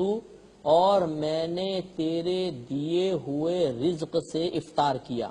تو لازم سی بات ہے کہ یہ بات بھی اسی وقت درست ہوگی جب پہلے ہم افطار کر چکے ہوں گے، اس کے بعد یہ دعا پڑھیں گے۔ تو اس لیے معلوم یہ ہوا کہ پہلے ہمیں کھجور وغیرہ کھانی چاہیے، اس کے بعد دعا پڑھنی چاہیے، یہی نبی کریم صلی اللہ علیہ وسلم کا طریقہ ہے، اور اسی طریقے سے ہمیں افطار کرنا بھی چاہیے۔ اور یہ بھی یاد رکھیں کہ سحری اور افطار کا وقت بڑا مقبول وقت ہوتا ہے، ان دونوں اوقات میں ہمیں کوشش کرنی چاہیے کہ بارگاہ الہی میں خوب دعائیں مانگیں، جتنا موقع ملے دعا مانگنی چاہیے کہ مقبولیت کا قوی امکان ہے۔ اس کے علاوہ تمام ہمارے دیکھنے والوں سننے والوں کی خدمت میں گزارش ہے کہ سحری میں تو آپ نے اٹھنا ہی ہے، اور یقینی سی بات ہے کہ عشاء کی نماز کے بعد ہم سوتے ہیں، اس کے بعد سحری کے لیے اٹھتے ہیں۔ تو آپ نے ایک لفظ سنا ہوگا نماز تہجد کا۔ تہجد کی تعریف یہ ہوتی ہے کہ انسان عشاء کے فرائض پڑھنے کے بعد یا عشاء کی پوری نماز پڑھنے کے بعد اگر تھوڑی دیر سو جائے تو جب سو کے وہ اٹھے گا، اب اٹھنے کے بعد جو رات کے نوافل پڑھے گا انہیں تہجد کہا جاتا ہے۔ تو اس سے معلوم ہوا کہ تہجد کے لیے عشاء کے بعد سونا شرط ہے۔ اب اس کے بعد جب بھی آپ اٹھیں گے تہجد ہوگی، تو سحری میں تو ہم نے اٹھنا ہی ہوتا ہے۔ اگر ہم یہ عادت بنا لیں کہ 2 رکعت نماز فوراً نفل پڑھ لیا کریں، تہجد ادا کر لیا کریں، تو انشاءاللہ تعالی ہمیں روزانہ کم از کم رمضان کی راتوں میں تہجد پڑھنے کا ثواب حاصل ہو جائے گا۔ اور اگر ایسے کوئی ہمارے بھائی اور بہن ہیں جن پر پچھلی زندگی کی قضا نمازیں باقی ہیں، ان کے لیے ہمارا مشورہ یہ ہے کہ پھر وہ کوشش یہ کریں کہ جب جاگیں تو اپنی سابقہ زندگی کی کوئی بھی قضا نماز ادا کر لیں، ظہر ہو، عصر ہو، مغرب یا عشاء یا فجر، جتنا وقت موجود ہے اتنے وقت کے اندر کوشش کر کے کچھ نہ کچھ قضا نماز ضرور ادا کریں۔ اگر ہم پر قضا باقی ہوں تو پھر نوافل میں مشغول ہونا مناسب نہیں ہوتا، پھر آپ قضا نماز ادا کریں۔ اور اگر اللہ تعالیٰ کے فضل و کرم سے آپ پابندی سے نماز پڑھتے ہیں اور کوئی قضا نماز آپ پر باقی نہیں ہے تو پھر نوافل پڑھنے میں حرج نہیں، ضرور نوافل پڑھے جائیں کہ یہ موقع زندگی میں بار بار نہیں آتا، رمضان کی مبارک راتیں ہیں، اور ہو سکتا ہے کہ ہم اسی طریقے سے اگر تہجد پڑھتے رہیں تو پھر رمضان کے بعد بھی عادت پختہ رہے۔ اللہ تعالیٰ عمل کی توفیق عطا فرمائے۔ اب انشاءاللہ تعالی ہم آپ کی خدمت میں روزہ توڑ دینے والی چیزوں کے بارے میں چند باتیں عرض کریں گے۔ یاد رکھیے کہ جیسے آپ کو پہلے بتایا تھا کہ اللہ تبارک و تعالی نے قرآن عظیم میں ارشاد فرمایا، یا ایھا الذین آمنوا کتب علیکم الصیام کما کتب علی الذین من قبلکم لعلکم تتقون، کہ تم پر اسی طرح روزے فرض کیے گئے ہیں جیسے پچھلی قوموں پر روزے فرض کیے گئے تھے تاکہ تم پرہیزگار ہو جاؤ۔ تو اس سے روزے کی فرضیت بھی ثابت ہوتی ہے کہ روزہ رکھنا ہم پر فرض ہے، اور جان بوجھ کر روزہ ترک کرنا یہ گناہ کبیرہ ہے، کیونکہ فرض کو چھوڑ دینا گناہ کبیرہ ہوتا ہے۔ یہ بعض لوگ سوال کرتے ہیں کہ کیا بچوں کو بھی روزہ رکھوانا چاہیے یا نہیں؟ تو یاد رکھیں کہ اگر بچہ 7 سال کا یا 7 سال سے کم عمر کا ہے اور روزہ رکھنے کی ہمت رکھتا ہے تو اس کو منع نہ کریں، وہ روزہ رکھ سکتا ہے۔ ہاں اگر 7 سال کا بچہ ہو جائے تو پھر اسے سختی کے ساتھ روزے کی تلقین کرنی چاہیے، اور اگر بچہ 10 برس کا ہو چکا ہو تو پھر اس کو مار کر روزہ رکھوانا چاہیے۔ فقہا نے اس کو قیاس کیا ہے نماز پر کہ نبی کریم صلی اللہ علیہ وسلم نے ارشاد فرمایا کہ جب بچہ 7 برس کا ہو جائے تو اسے نماز کا حکم دو، اور جب 10 برس کا ہو جائے تو مار کر نماز پڑھاؤ۔ لہذا اگر بچہ 10 برس کا ہے اور روزہ رکھنے کی ہمت رکھتا ہے تو پھر ہمیں اس کو فورس کرنا چاہیے تاکہ وہ روزہ رکھنے کا عادی ہو جائے، اور بلوغت سے پہلے وہ اللہ تبارک و تعالیٰ کی عبادات پر استقامت حاصل کر لے۔ اس لیے بچے کو ہو سکے تو سختی کے ساتھ اور ہو سکے تو مار کر بھی روزہ رکھوانا چاہیے۔ اب یاد رکھیں کہ روزہ توڑنے والی چند مخصوص چیزیں ہوتی ہیں اور چند اصول ہوتے ہیں، ان کو ہمیں پیش نظر رکھنا چاہیے۔ تو انشاءاللہ تعالی ہمیں روزہ توڑنے والی تمام چیزوں کے مسائل اچھی طرح ذہن میں ہمارے راسخ ہو جائیں گے، مستحضر ہو جائیں گے، اور پھر کبھی بھی کوئی مسئلہ ہمیں درپیش ہوگا تو انشاءاللہ آسانی کے ساتھ ہم یہ جان سکیں گے کہ ہمارا روزہ ٹوٹا ہے یا نہیں۔ اس میں یاد رکھیں کہ ایک بات تو یہ کہ جب تک روزہ ٹوٹنے والا یا توڑنے والا کوئی عمل نہیں کیا جائے گا اس وقت تک روزہ نہیں ٹوٹے گا۔ لہذا اگر کسی نے روزہ رکھ لیا پھر دن میں پختہ ارادہ کیا کہ میں روزہ توڑتا ہوں لیکن توڑنے والا کوئی عمل نہیں کیا تو اس کو روزہ نہیں ٹوٹے گا۔ یعنی فقط دل کے پختہ ارادے سے روزہ نہیں ٹوٹا کرتا، نیت سے نہیں ٹوٹتا، بلکہ ہمیں کوئی ایسا عمل کرنا ہوگا جس سے روزہ ٹوٹ جائے تو ٹوٹے گا۔ تو خدا نخواستہ کہنے کا مقصد یہ نہیں کہ ہم کوئی عمل کریں، بلکہ اگر کوئی کرے گا، کہنا مقصود یہ ہے کہ کرے گا تو روزہ ٹوٹے گا، ورنہ روزہ نہیں جائے گا۔ روزہ ٹوٹنے کے اسباب پہ اگر آپ غور و تفکر کریں تو 3 چیزیں ہمارے سامنے آتی ہیں جن سے روزہ ٹوٹ جاتا ہے، اور یہ تینوں اصول کی حیثیت رکھتی ہیں۔ ایک بات تو یہ کہ جسم کے سوراخوں میں سے کوئی چیز بدن کے اندر داخل ہوگی تو اس سے روزہ ٹوٹ جائے گا۔ جسم کے سوراخوں میں سے، مثال کے طور پر جیسے ناک ہیں، یہ نتنے ناک کے اندر یہ پورا روٹ ہے جو ہمارے حلق تک پہنچتا ہے۔ اسی طرح ہمارا منہ ہے، اس میں پورا روٹ ہوتا ہے۔ اسی طرح آنکھ اور حلق کے درمیان مکمل ایک راستہ، ایک پیسیج ہے، ایک روٹ ہے جس سے آنکھ میں کچھ چیز ڈالیں گے تو ہمارے حلق تک پہنچ جائے گی۔ ہاں لیکن کان کے دونوں سوراخوں میں اور حلق کے درمیان کوئی روٹ نہیں ہوتا۔ یاد رکھیں کہ سابقہ فقہائے عظام نے یہی فتویٰ لکھا ہوا ہے، اور کہ کتب میں آپ کتب فقہ میں مسئلہ دیکھیں گے کہ کان میں دوا ڈالی تو روزہ ٹوٹ جائے گا، آنکھ میں ڈالی تو نہیں ٹوٹے گا۔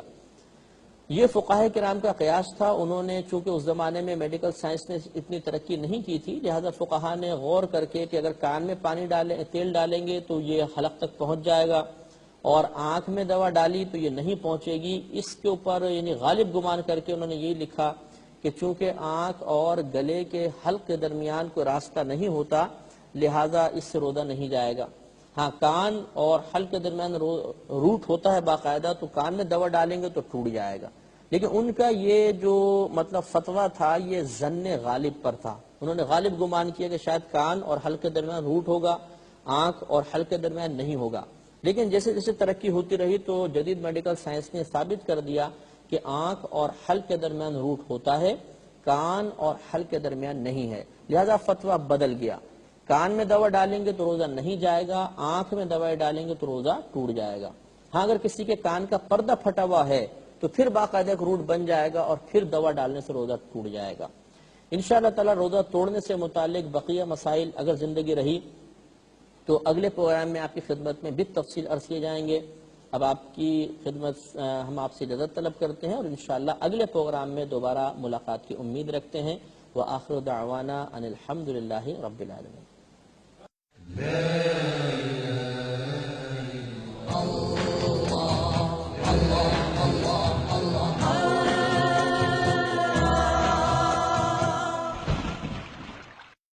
اگر کوئی اپنا بھلا چاہتا ہے، اسے چاہے جس کو خدا چاہتا ہے. اعوذ باللہ من الشیطان الرجیم. بسم اللہ الرحمن الرحیم. خواتین و حضرات، السلام علیکم ورحمۃ اللہ وبرکاتہ و مغفرتہ. پروگرام شرعی احکامات اور روزوں کے مسائل کے ساتھ آپ کی خدمت میں حاضر ہیں. پچھلے پروگرام میں ہم نے سحری اور افطار سے متعلقہ احادیث کریمہ اور مسائل عرض کیے تھے. آج انشاءاللہ تعالی ہم ان چیزوں کو سب سے پہلے بیان کریں گے کہ جن آزار یا جن امور یا جن وجوہات کی بنا پر ایک عاقل بالغ مسلمان کے لیے روزہ چھوڑ دینے کی یا روزہ نہ رکھنے کی اجازت ہوتی ہے. تو اس میں پہلے آیت سماعت فرما لیں کہ جس میں کچھ آزار اللہ تبارک و تعالی نے خود قرآن عظیم میں بیان فرمائے، پھر چند احادیث مبارکہ ہوں گی جس میں نبی کریم صلی اللہ علیہ وسلم نے آزار کو ذکر فرمایا، اور اس کے بعد فقہائے عظام کے اقوال آپ کی خدمت میں بالتفصیل عرض کیے جائیں گے، جن سے معلوم ہوگا کہ بہت سارے ایسے امور ہوتے ہیں کہ جس کی بنا پر اللہ تبارک و تعالی اور اس کے رسول کریم صلی اللہ علیہ وسلم نے روزہ نہ رکھنے کی اجازت مرحمت فرمائی ہے. اس وضاحت کے بعد ہمیں یہ معلوم ہو جائے گا کہ بعض اوقات انسان روزہ نہ رکھ کر بھی گناہگار نہیں ہوتا، بلکہ اللہ تبارک و تعالی اسے اس کی اجازت مرحمت فرماتا ہے، اور واقعی اگر عذر متحقق ہوگا تو انشاءاللہ اللہ کے رحمت سے امید ہے کہ روزہ نہ رکھنے کے باوجود رمضان کی برکات ضرور حاصل ہو جائیں گی. تو اللہ تبارک و تعالی قرآن عظیم میں ارشاد فرماتا ہے کہ فمن کان منکم مریضا او علی سفر فعدۃ من ایام اخر. کہ تم میں سے جو شخص سفر پر ہو یا مریض ہو، پہلے مریض کا ذکر فرمایا پھر سفر کا، کہ تم میں سے جو مریض ہو یا سفر پر ہو تو دوسرے دنوں میں گنتی پوری کرنا اس پر لازم ہے. معلوم یہ ہوا کہ سفر ایک عذر ہے، اسی طرح مرض بھی ایک عذر ہو سکتا ہے، لیکن اس میں تفصیل ہے جو انشاءاللہ میں آگے آپ کی خدمت میں عرض کروں گا.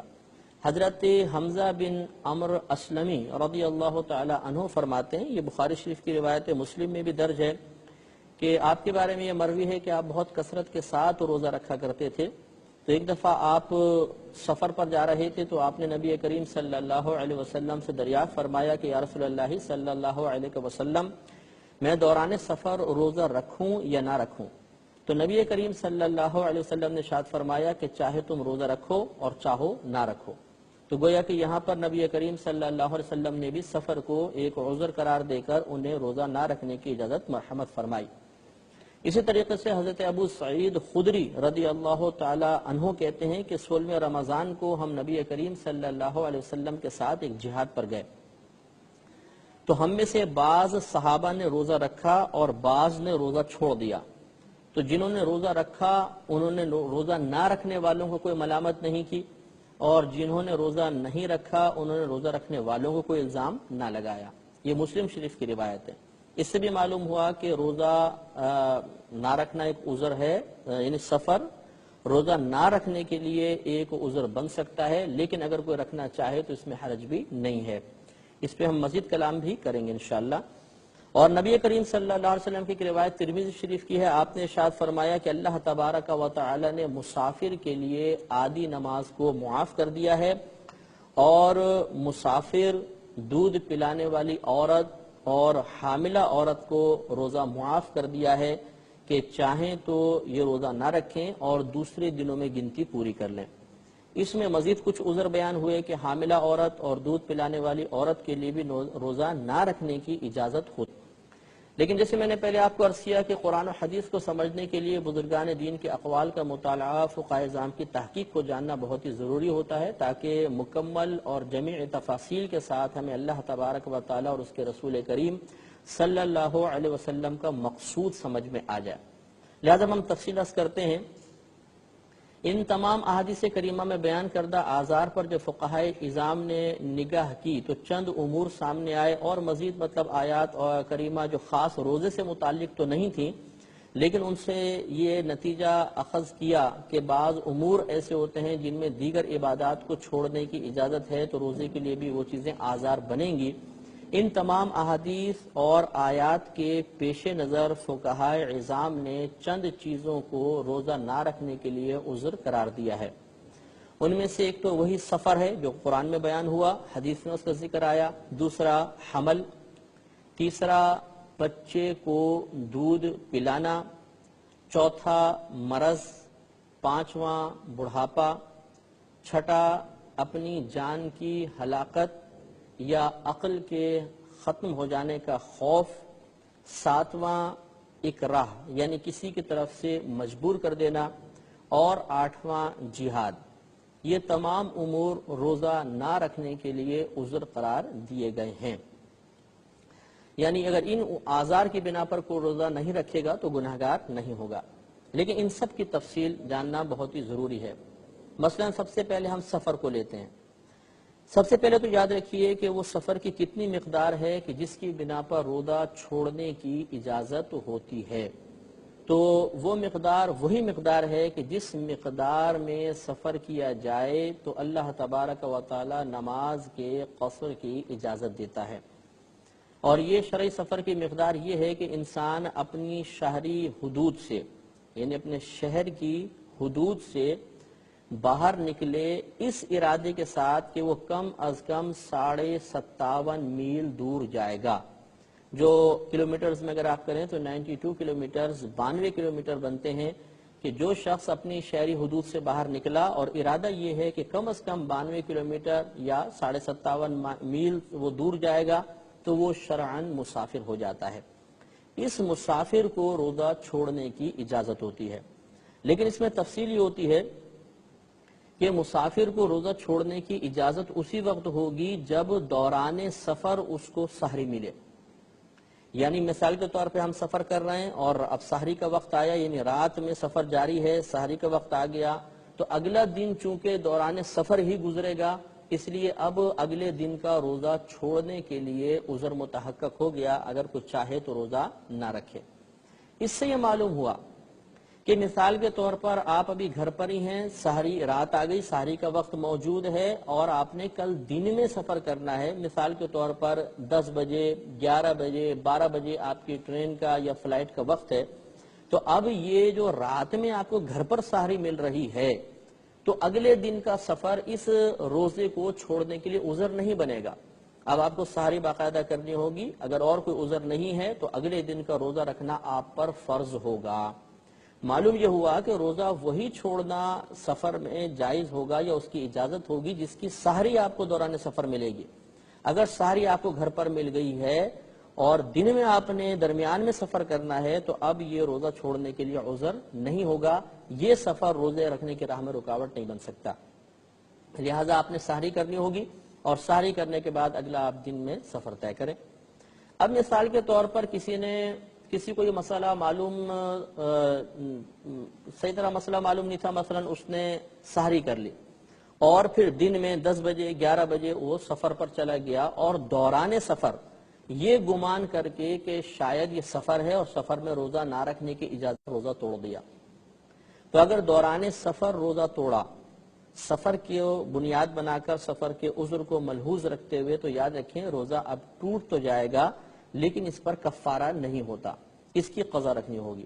کیونکہ یہ سحری ان کو گھر پر ملی تھی، روزہ رکھنا فرض تھا. اب دوران سفر روزہ توڑا تو لازم سے آتے کہ روزہ تو ان کا شروع ہو چکا تھا، روزہ توڑ دیا تو اب اس کی قضا کرنی ہوگی. کفارہ اس پر اس لیے نہیں ہوتا کہ یہاں پر ایک عذر ہے کہ اس نے یہ گمان کیا تھا کہ شاید دوران سفر پہلے سے رکھے ہوئے روزے کو توڑنا بھی جائز ہے، تو چونکہ یہ شک پیدا ہونے کی وجہ سے ایسا ہوا، اس کو مسئلہ معلوم نہیں تھا، شکوک و شبہات اس میں داخل ہو گئے، لہذا ایسا کوئی بھی موقع جہاں پر شک ہو، شبہ ہو، روزہ توڑنے کا مکمل طور پر اللہ تعالیٰ کی نافرمانی کے ساتھ ارادہ نہ ہو، وہاں پر کفارہ نہیں ہوتا، صرف قضا ہوتی ہے. جیسے کہ ہم تفصیل انشاءاللہ ان چیزوں کے بیان میں بتائیں گے آپ کو کہ جن چیزوں سے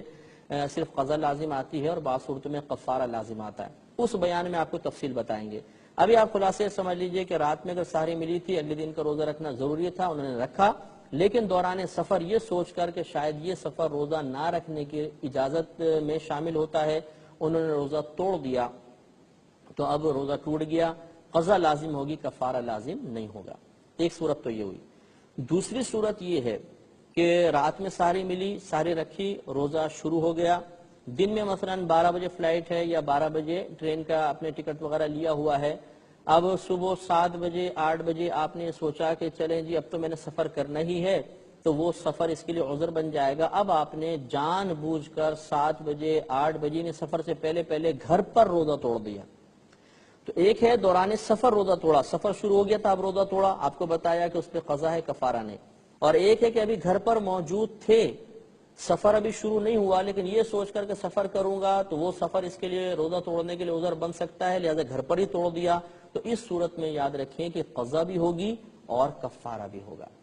وہ قضا تو ایک روزہ ہی ہوتا ہے اور کفارے آپ کو آگے بتایا جائے گا کہ 60 روزے پے در پہ رکھنے ہوں گے. ایک قضا کا 60 روزے پے در پہ 61 روزے. تو یہ معلوم ہوا کہ اگر آپ کو سفر کرنا ہے، دن میں سفر کرنا ہے، تو رات میں اگر ساری گھر پہ ملی ہے تو اب آپ اس روزے کو پورا کریں گے. دن میں اگر گھر میں توڑ دیا تو روزہ کے لیے عذر نہیں ہے، کفارہ وغیرہ آپ پہ اوپر لازم آ جائے گا. ایک صورت یہ بھی بیان کی گئی ہے کہ مثلا آپ کسی جگہ سے کار پر سفر کر کے ایک دوسرے شہر میں جانا چاہتے ہیں اور ان کے درمیان فاصلہ 57.5 میل کا ہے. تو مثال کے طور پر آپ کو گھر پر سحری ملی، روزہ رکھنا لازم تھا، آپ نے روزہ رکھ لیا، پھر آپ سفر پر آپ روانہ ہوئے اور آپ نے تھوڑا آگے جا کر آپ کو یاد آیا کوئی چیز گھر پر ہم بھول گئے ہیں، شہری حدود سے باہر نکل گئے تھے، مسافر ہو گئے تھے، پھر آپ واپس آئے اور گھر میں آ کر وہ چیز لی. اب آپ نے گھر میں آ کر روزہ توڑ دیا یہ سوچ کر کہ ہم سفر پہ تو چلے گئے تھے، ہم سفر سے فی الحال واپس آئے ہیں اور پھر ہم نے دوبارہ سفر کرنا ہے. تو اب بھی اگر آپ گھر پر آ کر روزہ توڑ دیں گے تو کفارہ اور قضا دونوں لازم ہوں گے. خلاصہ کلام یہ ہو گیا کہ اگر رات میں آپ نے ساری گھر میں کی تھی اور دوران سفر آپ مطلب سفر پہ روانہ ہو گئے، دوران سفر روزہ توڑا تو صرف قضا ہے، کفارہ نہیں. اور گھر پہ کے سحری ملی، آپ نے گھر پہ روزہ توڑ دیا سفر شروع کرنے سے پہلے، یا روزہ توڑا گھر پر سفر شروع کرنے کے بعد کہ کسی وجہ سے واپس آئے، ان دونوں صورتوں میں قضا بھی ہے اور کفارہ بھی لازم ہوتا ہے. ایک بات یہ بھی یاد رکھیے کہ میں نے آپ کو مسئلہ بتایا تھا روزے کی نیت کے بارے میں کہ روزے رمضان کے روزے کی نیت پوری رات میں بھی ہو سکتی ہے، اور اس کے علاوہ اگر کوئی شخص مثلا رات میں نہ جاگ سکا اور اس کی آنکھ کھلی صبح 7-8 بجے تو وہ زوال کے وقت سے پہلے روزے کی نیت کر سکتا ہے. یہ بھی تفصیل مسئلہ ہم بیان کر چکے ہیں. لہٰذا اب یہاں پہ ایک صورت یہ ہے کہ مثال کے طور پہ کسی شخص نے سفر کیا، اسے راستے میں سحری ملی. تو میں نے پہلے آپ کو بتایا کہ راستے میں اگر رات آئے سحری راستے میں ملے تو اس کے لیے اگلے دن کا روزہ چھوڑنے کی اجازت ہوتی ہے. اس نے سحری نہیں کی کہ میں کل روزہ نہیں رکھوں گا، لیکن معاملہ یہ تھا کہ جس شہر میں وہ جانا چاہتا تھا وہ بہت ہی قریب ہے، اور وہ زوال کے وقت سے پہلے پہلے اس شہر میں داخل ہو کر اس گھر تک مثلا پہنچ گیا،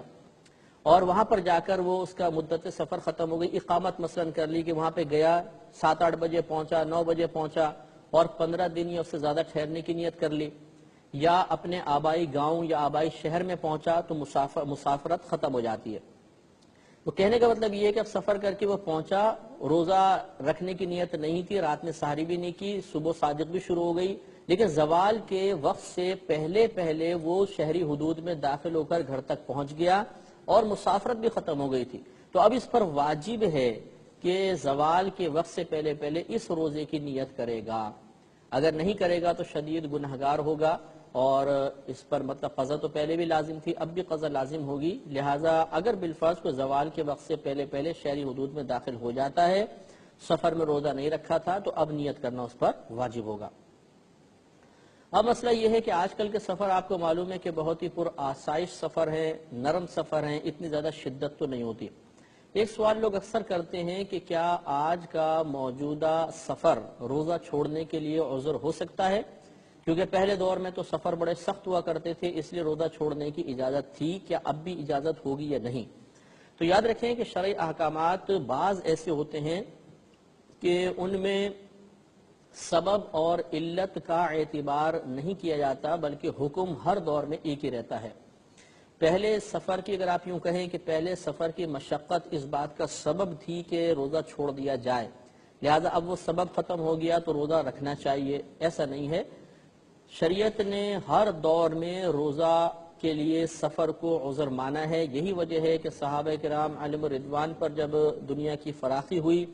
حضرت عمر فاروق رضی اللہ تعالی عنہ کے زمانے میں خصوصاً جب صحابہ کرام کو بہت زیادہ مال غنیمت ملا اور مسلمانوں کی حکومتیں بڑھی، اس وقت بھی پر آسائش سفر ہونے کے باوجود، نرم سفر ہونے کے باوجود صحابہ کرام نے روزے میں رعایت حاصل کی ہے، لہذا یہ حکم دائمی ہوگا۔ اب اگرچہ کوئی فلائٹ میں سفر کرے، جہاز میں بیٹھا ہوا ہے، ایئر کنڈیشن سفر ہے، یا ٹرین میں سفر کر رہا ہے اور اے سی پالر میں ہے مثال کے طور پہ، بالکل کوئی مطلب دقت نہیں ہے، پریشانی نہیں ہے، اس کے باوجود اس کے لیے روزہ چھوڑنا جائز ہے۔ ہاں، اب یہ فقہاء اعظام نے ضرور بیان فرمایا کہ ایک ہوتی ہے افضل صورت، افضل صورت یہی ہوگی کہ یہ لوگ روزہ رکھیں، بلکہ یہ فرمایا کہ اگر اپنی آپ کو ضرر کا اندیشہ ہو، یا جو ہمارے ساتھ سفر کر رہے ہیں ان لوگوں کے ضرر کا اندیشہ ہو کہ انہیں ہمارے روزہ رکھنے سے تکلیف پہنچے گی، تو ایسی صورت میں روزہ رکھنا افضل ہوتا ہے، اور بعض صورتوں میں اگر انہیں روزہ رکھنے کی وجہ سے اذیت ہوگی تو نہ رکھنا افضل ہوگا۔ تو یہ دیکھ لیں گے کہ اگر روزہ رکھنا یا روزہ نہ رکھنا برابر والوں کے لیے، خود اپنے لیے ان میں سے کوئی باعث تکلیف بن رہا ہو تو اگر روزہ رکھنا باعث تکلیف ہے اپنے لیے دوسروں کے لیے تو نہ رکھیں، اگر روزہ نہ رکھنا بن رہا ہے تو پھر یعنی روزہ رکھنا بن رہا ہے تو نہ رکھیں، نہ رکھنا بن رہا ہے تو پھر رکھ لیں، یہ دونوں صورتیں پہ ہم توجہ کر سکتے ہیں۔ آگے ہے حمل کا مسئلہ، آپ کو بتایا تھا کہ دوسرا عذر حمل ہے اور تیسرا دودھ پلانا۔ اس میں مسئلہ یہ ہوتا ہے کہ حاملہ عورت اور دودھ پلانے والی عورت کے لیے روزہ چھوڑنے کے آزار کی تفصیل یہ ہوتی ہے کہ اگر کوئی مثلا لیڈی ڈاکٹر ہیں، انہوں نے بتایا کہ بھئی اگر آپ نے روزہ رکھا تو بچہ بہت کمزور ہو جائے گا اور ہو سکتا ہے بچہ ہلاک ہو جائے، یا ماں کی صحت کو شدید نقصان کا اندیشہ ہے اور اس کے بعد وہ بچے کے حمل کی متحمل نہیں ہو سکے گی، تو یہ آزار ہوتے ہیں، تو کوئی ماہر ڈاکٹر بتا دے، یا سابقہ زندگی میں ایسا ہوا تھا کہ ماں مثلا 1-2 سال پہلے ایسی حمل تھا اور عورت نے روزے رکھے تھے جس کی وجہ سے حمل میں بگاڑ پیدا ہو گیا تھا، تو یہ سابقہ زندگی کا تجربہ یہ بھی ایک دلیل ہوتا ہے، یا ایسا ہوا کہ پہلے تجربہ بھی نہیں تھا، کسی لیڈی ڈاکٹر نے منع بھی نہیں کیا، عورت نے روزہ رکھا اور اب اس کو ویکنس شدید محسوس ہو رہی ہے اور اس کی وجہ سے وہ مطلب محسوس کر رہی ہے کہ بچے کو نقصان ہوگا، تو یہ جو مشاہدہ ہے، موجودہ مشاہدہ، یہ بھی عذر بنتا ہے۔ تو معلوم یہ ہوا کہ حاملہ عورت ہو یا دودھ پلانے والی عورت ہو، ان کے لیے روزہ چھوڑنے کی اجازت اس صورت میں ہوگی جب 3 چیزوں میں سے کسی ایک چیز کے ساتھ متحقق ہو جائے کہ روزہ ان کے لیے نقصان کا باعث ہوگا۔ وہ 3 چیزیں یہ ہیں کہ یا تو ماہر ڈاکٹر بتائیں گی، یا سابق زندگی کا تجربہ ہوگا، یا موجودہ مشاہدہ ہوگا، تب ان کو روزہ چھوڑنے کی اجازت ہے، بعد میں یہ روزے کی قضا کریں گے۔ ایک عذر مرض بھی ہوتا ہے، مرض سے مراد یہ ہوتا ہے کہ عام امراض نہیں ہے کہ نزلہ کھانسی ہوا تو روزہ چھوڑنے کی اجازت مل جائے گی، یا جیسے بعض ڈاکٹرز ہوتے ہیں کہ معمولی امراض پر مریضوں کو مشورے دے دیتے ہیں کہ آپ روزہ چھوڑ دیں۔ یہاں پر بھی وہی تفصیل ہے جو حاملہ اور دودھ پلانے والی عورت کے بارے میں ہے کہ مرض کے بارے میں یا تو کوئی ماہر ڈاکٹر جن کے دل میں خوف خدا بھی موجود ہو، کوئی اس کی ظاہری علامت ہمیں نظر آ رہی ہو، وہ یہ ہمیں کہیں کہ اگر آپ روزہ رکھیں گے تو آپ کا مرض بڑھ جائے گا، دیر میں اچھا ہوگا، یا آپ شدید بیمار ہو جائیں گے، ایسی صورت میں روزہ چھوڑنے کی اجازت ہوتی ہے۔ یا پھر سابقہ زندگی کا تجربہ ہو کہ پچھلے رمضان میں مثلا روزہ رکھا تھا تو بہت زیادہ تکلیف شروع ہو گئی تھی، تو اس رمضان بھی یہ ممکن ہے کہ ہو جائے تو روزہ چھوڑ دیا۔ جیسے دمے کے مریض ہوتے ہیں کہ بیچارے سردیوں مثلا روزے آئے، پچھلے روزے بھی سردیوں میں تھے تو بہت دمے میں تکلیف ہو گئی تھی اور مطلب دوائی وغیرہ یوز کرنی پڑی تھی، اور اس دفعہ بھی امید ہے کہ سردیاں ہیں مثال کے طور پر، تو اب اگر ہم روزہ رکھیں گے تو شدید تکلیف ہوگی، تو یہ جو تجربہ ہے سابقہ زندگی کا یہ بھی ایک مطلب دلیل بنتا ہے۔ اور تیسرا وہی کہ اگر مرض ہے اور انسان نے روزہ رکھا اور مرض بڑھنے لگا، یا مطلب یہ کہ امید تھی کہ 1-2 دن میں ختم ہو جائے گا لیکن اب وہ اور لمبا ہو گیا، 1-1.5 ہفتے تک پہنچ گئی اس کی مدت، تو یہ بھی موجودہ مشاہدہ بھی عذر ہے۔ تو مریض کو چاہیے کہ ان 3 چیزوں میں سے کسی ایک چیز کے ذریعے دلیل طلب کرے، تب وہ روزہ چھوڑ سکتا ہے، اگر ویسے چھوڑا تو شدید گناہگار ہوگا۔ اس کے بعد حیض و نفاس بھی ایک عذر ہوتا ہے۔ حیض و نفاس مثال کے طور پر کوئی بہن ان دنوں میں مخصوص ایام میں ہیں تو ان پر روزے فرض نہیں ہوتے ہیں، نمازیں بھی معاف ہیں، روزے بھی فی الحال معاف ہیں، لیکن بعد میں نمازوں کی قضا نہیں ہوتی ہے اور روزوں کی انہیں قضا بہرحال رکھنی ہوگی۔ ایک مسئلہ اس میں یاد رکھیے کہ اگر کسی بہن کو مثلا حیض آتا ہے اور 10 دن تک مکمل آتا ہے، ہم نے حیض کے بیان میں آپ کو بتایا تھا کہ حیض کی کم از کم مدت 3 دن ہے اور زیادہ سے زیادہ 10 روز ہے۔ اب اگر کوئی خاتون 10ویں روز پاک ہو گئیں اور ابھی مطلب مثلا رات میں وہ پاک ہو چکی ہیں، تو ان پہ لازم ہے کہ چاہے غسل کرے نہ کریں، اگلے دن کا روزہ رکھنا ان کے اوپر لازم ہوگا۔ اور اگر بالفرض یہ پہلے فارغ ہو گئی ہیں 10 دن سے پہلے، تو پھر یہ حکم ہوتا ہے کہ اگر انہیں مطلب رات میں جیسے مثلا 3 بجے 4 بجے فارغ ہوئی ہیں، پاک ہو گئی ہیں، تو اگر انہیں غسل وغیرہ کرنے کے بعد پھر اتنا وقت مل گیا جس میں یہ تھوڑی بہت ساری کر سکتی ہیں، یعنی فجر شروع نہ ہوئی ہو، تو پھر بھی ان کے لیے فرض ہوگا کہ اب اگلے دن کا یہ روزہ رکھیں گی۔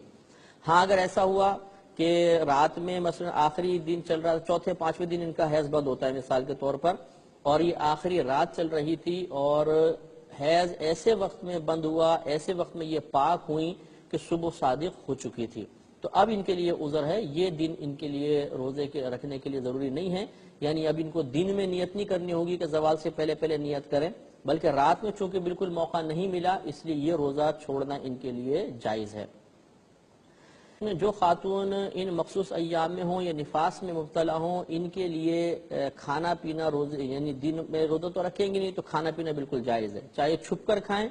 چاہے یہ گھر والوں کے سامنے کھائیں، ان کے لیے بالکل جائز ہے، لیکن افضل اور اولیٰ یہ ہوتا ہے کہ یہ چھپ کر کھائیں، سب کے سامنے ظاہراً نہ کھائیں۔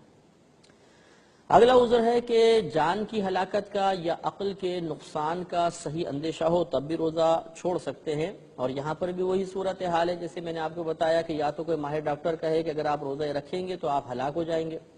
یا عقل ختم ہو جائے گی، پاگلوں کی سے حرکتیں شروع ہو جاتی ہیں، یا سابقہ زندگی کا تجربہ تھا کہ روزہ رکھا تھا تو ہلاکت کے قریب پہنچ گئے تھے، یا عقل زائل ہو گئی تھی، اور یا پھر موجودہ مشاہدہ ہے کہ روزہ رکھنے کے بعد ہوش و حواس سب چلے گئے اور بالکل کسی کو پہچان نہیں رہے ہیں، پاگلوں کی سی کیفیات ہو گئی ہیں، یا بالکل مرنے کے قریب ہو گئے ہیں کہ غشی طاری ہو رہی ہے بار بار، اتنا ضعف غالب ہو گیا، تو اس قسم کی حالت اگر طاری ہوتی ہے، یہ ہلاکت کا خوف ہو گیا یا عقل کے زوال کا خوف ہو گیا، تو روزہ چھوڑنے کے لیے عذر ہے۔ ایک ہوتا ہے کسی کا مجبور کرنا،